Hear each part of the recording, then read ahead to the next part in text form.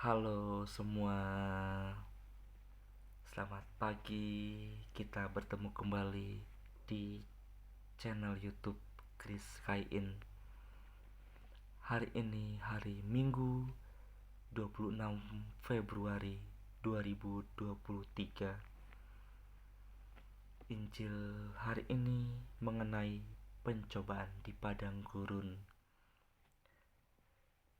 Mungkin ada baiknya kita berdoa terlebih dahulu agar firman yang nanti akan kita dengarkan dapat kita resapi, dapat kita laksanakan di dalam kehidupan kita. Marilah kita hening sejenak untuk berdoa. Demi nama Bapa dan Putra dan Roh Kudus. Amin. Bapa yang di surga, selamat pagi.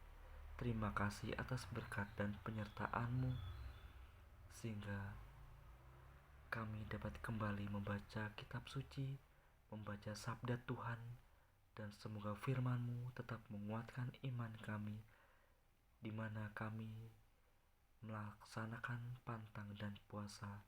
Semoga kami dapat melaksanakannya dengan baik. Amin. Demi nama Bapa dan Putra dan Roh Kudus. Amin. Marilah kita siapkan hati kita untuk mendengarkan firman Tuhan. Tuhan bersamamu dan bersama rohmu. Inilah Injil suci menurut Matius. Dimuliakanlah Tuhan.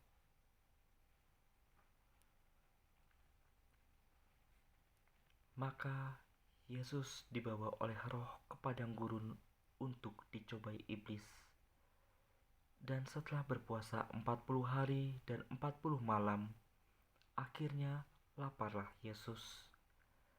Lalu datanglah si pencoba itu dan berkata kepadanya, "Jika engkau anak Allah, perintahkanlah supaya batu-batu ini menjadi roti."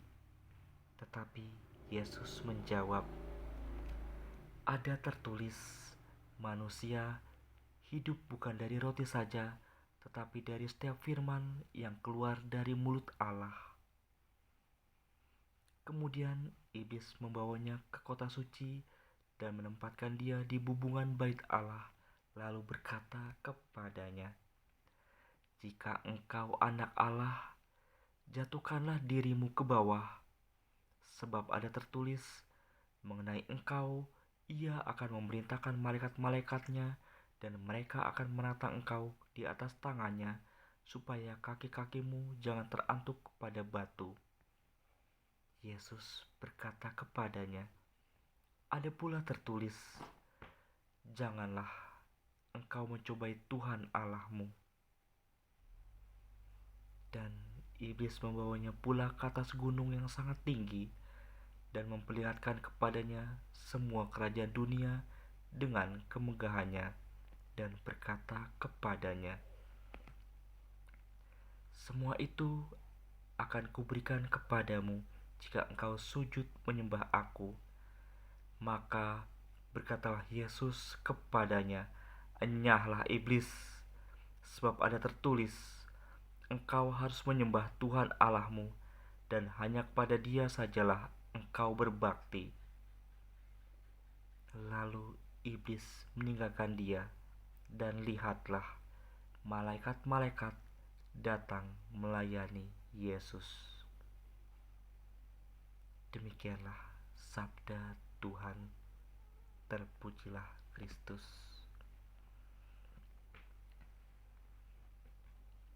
Bapak, Ibu, dan teman-teman yang terkasih, baru saja kita mendengarkan bacaan Injil yang bercerita tentang pencobaan di padang gurun. Yesus dicobai oleh iblis. Bacaan yang sering kali kita dengar, yang seharusnya dapat menguatkan kita saat melaksanakan pantang dan puasa. Nah, ada beberapa pertanyaan untuk anak-anak kita untuk anak-anak Bia? Mohon dijawab ya, bisa di dalam hati, bisa diberikan kepada orang, atau bisa diberikan kepada orang tua, keluarga, dan lainnya. Siap-siap ya. Berapa lama sih Yesus berpuasa? Apakah Yesus merasa lapar? Di mana sih Yesus dicobai? Siapa yang berani mencobai Yesus?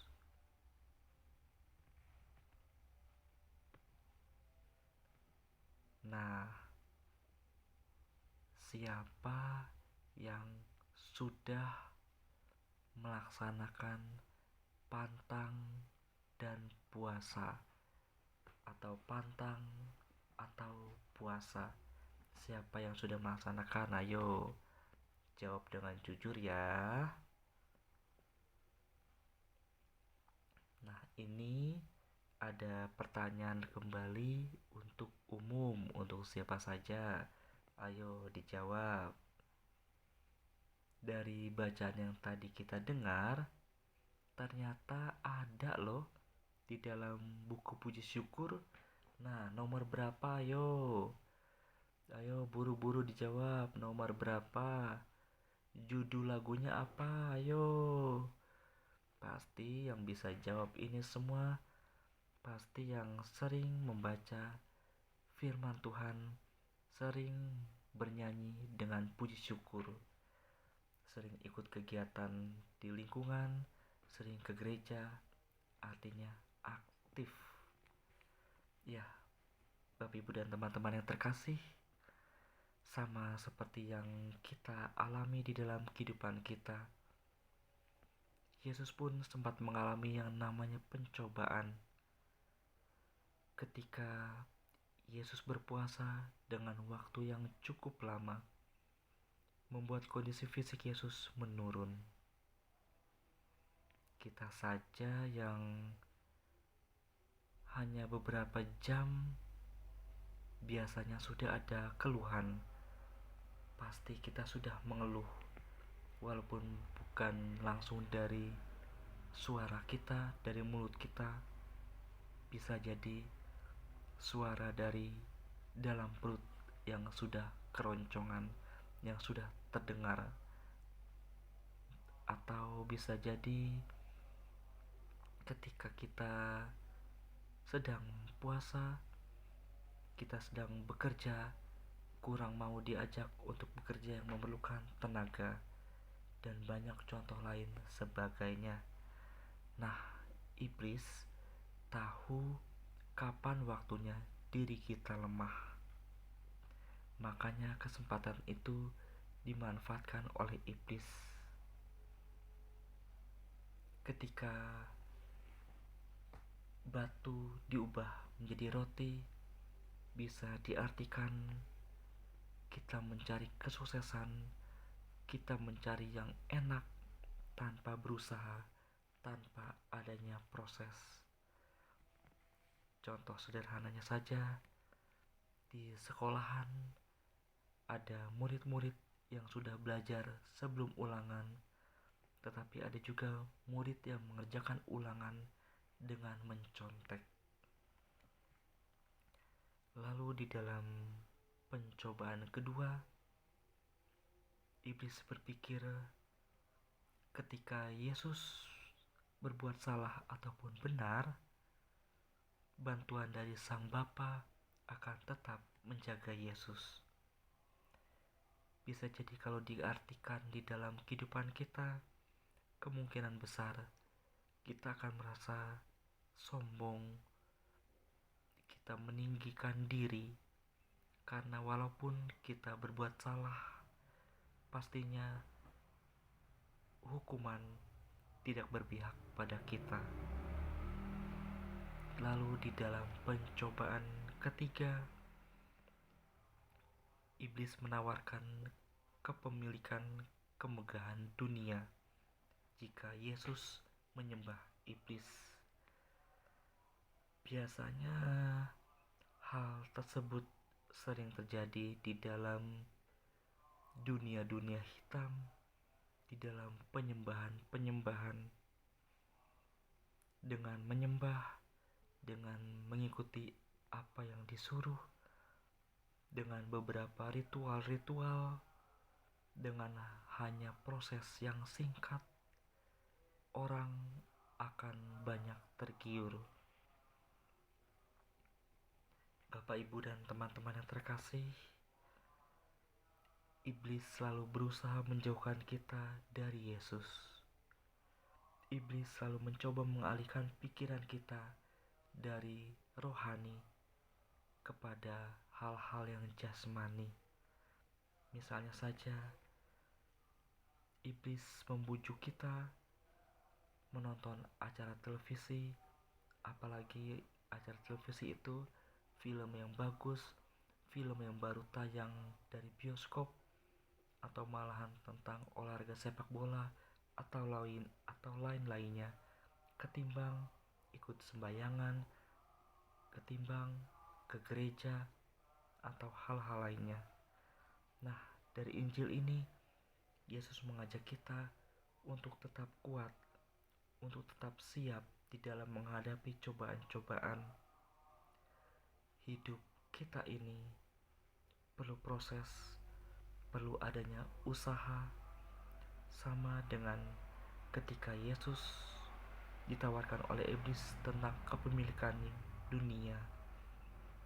Yesus lebih memilih pada jalan pelayanan, bahkan jalan penderitaan untuk mewujudkan kehendak Bapa. Bapak, Ibu, dan teman-teman yang terkasih, ada cerita tentang beberapa murid yang sudah berusaha untuk belajar dan ketika ujian harus menghadapi cobaan-cobaan. Santo adalah seorang murid yang biasanya mendapatkan nilai yang kurang memuaskan, nilai yang kurang baik, nilai yang lebih jelek dibandingkan dengan teman-temannya. Maka dari itu, Santo tidak begitu banyak memiliki teman dibanding teman-temannya, atau malahan dijauhkan oleh teman-temannya. Dan guru-gurunya pun amat sangat kasihan terhadap Santo, dan tidak habis pikir Santo bisa dijauhkan oleh teman-temannya. Memang kalau dilihat dari masalah keuangan dari keluarganya, dari bapak ibunya, Santo hanya memiliki orang tua yang bekerja serabutan, dan memang agak beda dengan anak-anak lainnya. Santo memiliki daya pikir, daya ingat yang kurang. Tetapi Santo selalu diajarkan oleh orang tuanya untuk tetap bersyukur apa yang ia punya, untuk tetap bersyukur apa yang ia miliki. Tetapi walaupun begitu, Santo tetap mendengarkan orang tuanya. Santo tetap rajin berdoa, rajin ke gereja, dan aktif pula di lingkungan. Suatu ketika ada ulangan mendadak yang diberikan oleh gurunya, dan gurunya hanya memberikan waktu 5 menit untuk anak-anak bisa belajar. Ketika anak-anak belajar, gurunya sudah mempersiapkan sesuatu alat yang bisa jadi belum diketahui oleh anak-anak muridnya, yaitu CCTV. Dan ketika 5 menit itu sudah selesai, Guru itu berkata, "Ayo siapkan anak-anak, kita ulangan, silakan tutup buku. Soal sudah saya tulis di papan, mohon dijawab dengan baik. Saya ke ruang guru terlebih dahulu. Silakan dijawab dengan baik ya." Dan setelah gurunya itu keluar dari ruang kelas, langsung para muridnya menjawab pertanyaan di kertas ulangan. Dan ternyata gurunya itu sudah melihat hasil dari CCTV.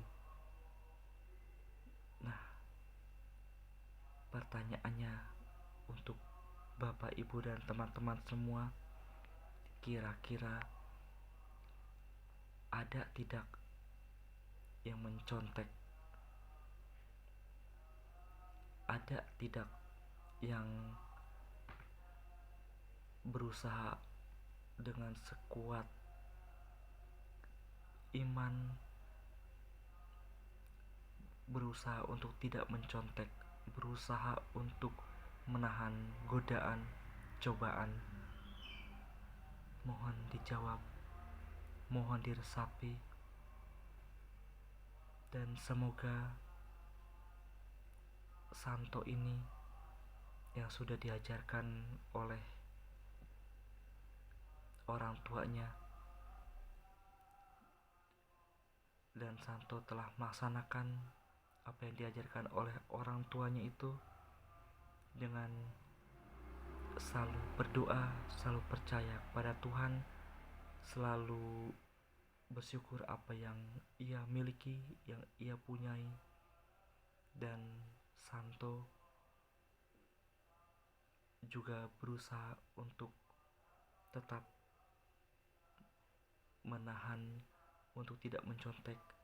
Santo selalu siap di dalam menghadapi cobaan-cobaan. Maka dari itu, marilah kita pun dapat kuat di dalam iman kita. Kita selalu siap apa yang kita hadapi nanti, entah cobaan-cobaan seperti apa. Kita selalu ingat akan Tuhan dan kita selalu mengandalkan kasih Tuhan. Dan semoga pembacaan ini, renungan ini dapat selalu membuat kita dapat hidup dengan lebih baik, terlebih di dalam melaksanakan pantang dan puasa. Amin. Terima kasih semua. Salam sehat selalu. Amin.